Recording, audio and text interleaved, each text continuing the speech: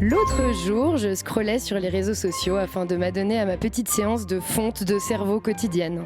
Quand un titre de vidéo étonnant a attiré mon attention, les faux bébés ou bébés reborn rentrent à la crèche. Tiens donc. Honnêtement, il y a encore 2 ou 3 ans, j'aurais été super étonnée de lire ça. Mais vu le niveau de folie du monde ces derniers temps, j'avais plus rien à foutre. Franchement, si demain matin j'arrive au taf et que ma collègue me dit « Sabrina, faut vite que tu rappelles le vélociraptor du 4e avant qu'il ne chie dans ta corbeille. Par contre, bonne nouvelle, t'as été élue meilleure confiture pur fruit du mois. » Ah, je ne sourcille même plus. Juste un autre mercredi sur la planète Terre. Bon, je vais quand même faire semblant d'être surprise vu que je suis payée pour cette chronique. Alors déjà, un petit peu de contexte. Les bébés reborn sont des reproductions ultra réalistes en silicone de nourrissons. D'abord utilisées pour le cinéma à partir des années 90, elles ont ensuite gagné le cœur du grand public pour devenir de vrais objets de collection. Et la bagatelle a un prix non négligeable, entre 200 et 22 000 euros. Waouh. Voilà, le décor est posé. Et maintenant, des collectionneurs se retrouvent même pour promener leurs poupons ensemble entre mamans. Une journée au zoo entre mamans de reborn. On est parti manger au flunch, surtout pour les loulous, parce que les loulous voulaient manger au flunch.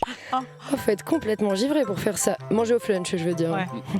Car au fond, des adultes qui succombent au plaisir régressif de jouer à la poupée, c'est assez innocent. Mais le délire ne s'arrête pas là.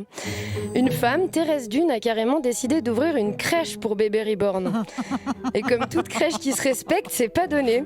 9 € de l'heure ou 65 € la journée complète. Ah bah à ce prix-là, c'est clair que c'est pas des poupons prolétaires qui la fréquentent. Et il n'y a pas d'allocation familiale en billets de Monopoly pour financer le train de vie des bébés en silicone. En plus, cette dame, Thérèse Dune, a une chaîne YouTube sur laquelle elle poste de nombreuses vidéos des bébés reborn dont elle s'occupe. Et comme les poupons sont super réalistes mais inanimés, on dirait de vrais bébés morts. C'est terrifiant. Alors certaines personnes crient à la folie, moi je crie au génie. Car cette Thérèse Dune a réalisé le rêve de beaucoup de gosses, jouer à la poupée professionnellement et de façon rémunérée. Elle a juste plié le game. Et les gens qui la traitent de zinzin oublient tous les autres. Parce que si sa crèche fonctionne, c'est parce que des personnes lui amènent leurs poupons chaque matin avant d'aller taffer. Sans elle,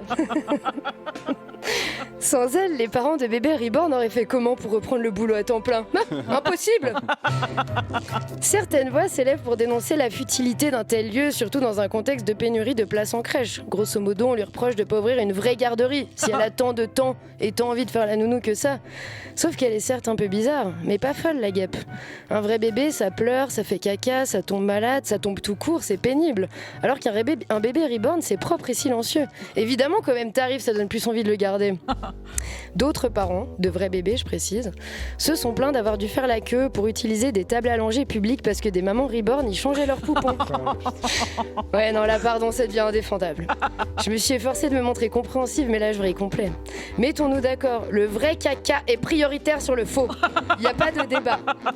C'est exactement comme quand tu dois faire la queue pendant 20 minutes devant les toilettes de boîte de nuit parce que des gens ils prennent de la drogue. Laissez-nous aller aux chiottes. Caca first, coco second, merde.